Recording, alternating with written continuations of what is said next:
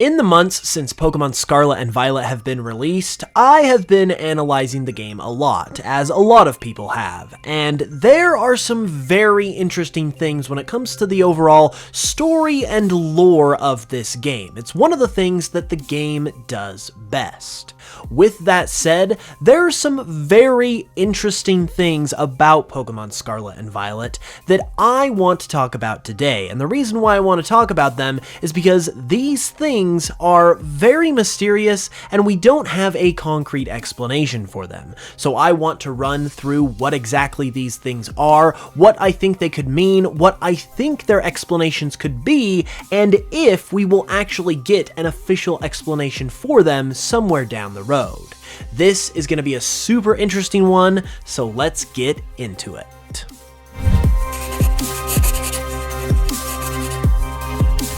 Okay, so I am really excited to get into these mysteries, but really quick before we do, I just wanted to give myself a super quick shout out and say that if you haven't seen it already, you guys should really check out my brand new trailer for my very own monster catching video game that I'm currently working on creating. It's called Histrobi Chronicles, and yes, it is an actual video game that you will be able to play someday once it is finished. It's a monster catching game, and it needs all the support it can get, so if you haven't seen it already, go check it out. I would very much appreciate it because I'm super excited and passionate about this project and would just appreciate the support.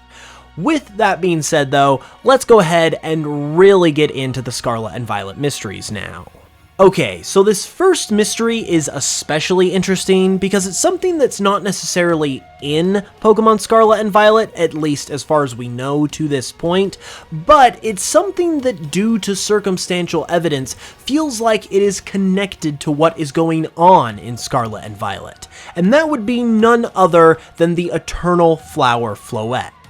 The Eternal Flower Floette has been one big mystery in and of itself ever since it was first introduced in Generation 6, because not only is it super important and integral to the story of Pokemon X and Y, but it was also put into the games as an obtainable event Pokemon, only for it to go completely unused not only in Generation 6, but even still to this day.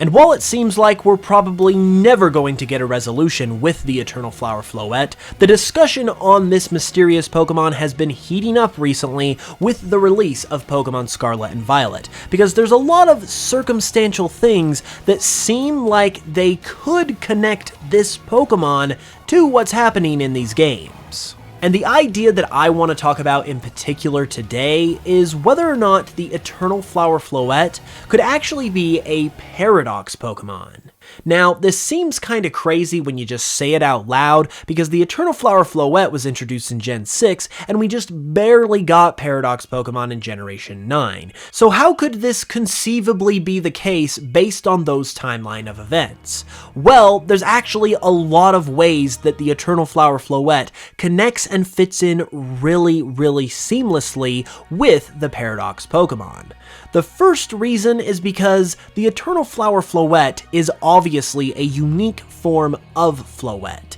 However, it doesn't really fit in with any other Pokemon form group that we know about currently. It's most likely not a regional variant, considering that the Eternal Flower Floette appears in the Kalos region, and Floette is a Kalos Pokemon, and it's obviously not like a Mega or a Gigantamax Pokemon or anything else along those lines. But when we compare it to the concept of Paradox Pokemon, it actually fits in really well. First off is the fact that Paradox Pokemon are able to take on the form of a Paradox Pokemon even if they are not fully evolved. We see this with Pokemon like Screamtail, who is a Paradox form of Jigglypuff, and Fluttermane, who is a Paradox form of Mischievous. The same thing is happening with Floette, as Floette is a middle evolution between Flabebe and Florges, therefore, based on that parameter, it fits in with Paradox Pokemon. The second thing that has the Eternal Flower Floette fitting in really well with Paradox Pokemon is probably the most obvious, and that is the fact that it is clearly a different, unique form of Floette. This is not a normal form of the Pokemon. It is clearly different and it is clearly special. And that is essentially what Paradox Pokemon are. Very distinctive, different versions of their base form Pokemon that clearly have some differences to set them apart. The third thing that fits the Eternal Flower Floette in really well with the Paradox Pokemon is also one of those things that really starts to make this idea seem legitimately convincing, and that is the fact that this Floette is quite literally from the distant past, just like some of the Paradox Pokemon. We know this because we know that the Eternal Flower Floette lived 3,000 years ago when the Kalos War was going on, when AZ, its trainer, was the king of Kalos, and when he made the ultimate weapon to bring Floette back to life. Granted, 3,000 years ago is not nearly as long of a time as some of the other Paradox Pokemon are said to have lived, but nevertheless, it is still a really long time, so it's a connection that is definitely still noteworthy. It was also stated in an interview with Game Informer about Pokemon X and Y that AZ received the Eternal Flower Floette from his late mother, meaning that naturally its life could extend even farther beyond that 3,000 year time frame. You could even say that the Eternal Flower Floette even has its own Paradox Pokemon name already, as it is known as the Eternal Flower Floette, meaning that if it were actually a Paradox Pokemon, it could simply be known as Eternal Flower, and that would fit right in with the names of all of the other past Paradox Pokemon. And if we want to get really crazy, there's even a connection that some people have made that states that the trainer of the Eternal Flower Floette, AZ, has the same initials in his name as the home of the Paradox Pokemon, Area 0. That's a little bit more on the circumstantial side, but as you can see, there are a ton of different ways that the Eternal Flower Floette fits in with the mold of a Paradox Pokemon absolutely perfectly, especially because there isn't really any other form of Pokemon that it fits in well with. It is yet to be seen if any of this will actually be addressed or referred to in the Scarlet and Violet DLC, but even if it isn't, I honestly feel like this is the most likely scenario for the Eternal Flower Floette at this time in terms of what it actually is. The only other thing that I could possibly see it being is maybe a bond Pokemon, similar to Ash Greninja, which was also introduced in the same generation as the Eternal Flower Floette. However, even that is a shaky connection at best because Floette in its Eternal Flower form doesn't really resemble AZ at all, the way that Greninja resembles Ash in the Ash Greninja form.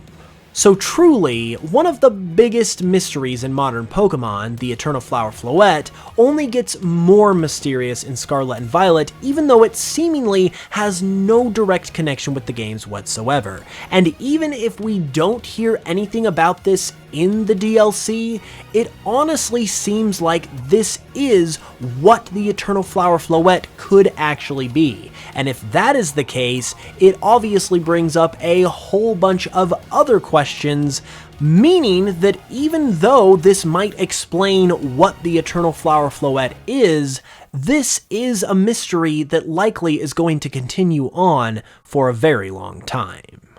It is now time, however, to talk about the second unexplained mystery of this video, and it's something that I've actually touched on in previous videos in parts, but I just recently realized something about it that makes it all the more plausible and possible and interesting, and this connection is something that I wanted to talk about, even if it is pretty circumstantial. So I am sure you have heard by now, both from me and from others, that there is a possible hint at what is to come for the next generation of Pokemon within Pokemon Scarlet and Violet. This can be found within the art room at the Academy in Mesa Goza, where a very interesting picture can be seen on the wall that seems to resemble Uluru, which is a famous rock formation in Australia. This picture in the game resembles Uluru pretty distinctively, making some people think that this could be a tease that the next Pokemon region is going to be based on Australia. It might seem crazy, but Game Freak are known to hint at their future games in ways just like this, so it is certainly not outside of the realm of possibility. And that is pretty much where this discussion has ended to this point. However, I recently realized that something else that I also recently talked about concerning an Australia region in a previous video is possibly being used in Scarlet and Violet as well to further tease the idea of an upcoming Australia region. You see, in the Academy's art room where this picture can be found, you can also take part in an art class, and in one of the art classes, the art teacher Hassel uses a Gible as his assistant in a lesson. Now, this doesn't really seem to be anything of consequence when you take it at face value, but it could actually be part of the hint that we are going to be getting an Australia region in the next generation of Pokemon. The reason why is because Gible is a Pokemon that is not actually from the Sinnoh region where it was introduced. It mentions in its Pearl Dex entry that it used to live in the tropics, and in one of its Gen 7 Dex entries, it also states that its original home is much hotter than Alola. So all of this is basically implying that Gible is from a region that we have not seen to this point, because it's apparently from the tropics, and the one region we've seen in Pokemon that would be in the tropics, Alola, has also been confirmed not to be its home either. And if you look at a map that showcases the tropics, one of the countries that is within that range is in fact Australia. And even though this next part is completely circumstantial, it would make a lot of sense for Gible and its family to come from an Australian region, not only because of this evidence, but also because they are the land shark Pokemon, which goes perfectly with Australia and its reputation, especially in modern meme culture, for being on the underside of the world and everything being flip-flopped and upside down over there. So a shark Pokemon that actually lives on the land would be right at home in a place like this. And the fact that this Pokemon is present and assisting Hassel in one of his art lessons in the same room where we have this picture that also seems to tease an Australian region is, like I said, very circumstantial, but it seems to be too perfect of a coincidence not to mention at all. So I just wanted to mention it here for what it's worth and get it on the record for better or worse. We're obviously going to have to wait a few years before we'll actually find out if this is legit or not, but based on what I've talked about here, I definitely believe now that this is at least worth keeping an eye on. Now that I have said what I think about these mysteries though, I now want to know what you guys think. Be sure to let me know all of your thoughts about both of these interesting, unexplained Scarlet and Violet mysteries in the comments below, and if you enjoyed the video, leave a like and subscribe for more if you're new. With that being said, I will be back very soon with another video, and until then, as always, thank you guys as always so much for watching this one. I really appreciate it, and I will smell you guys later.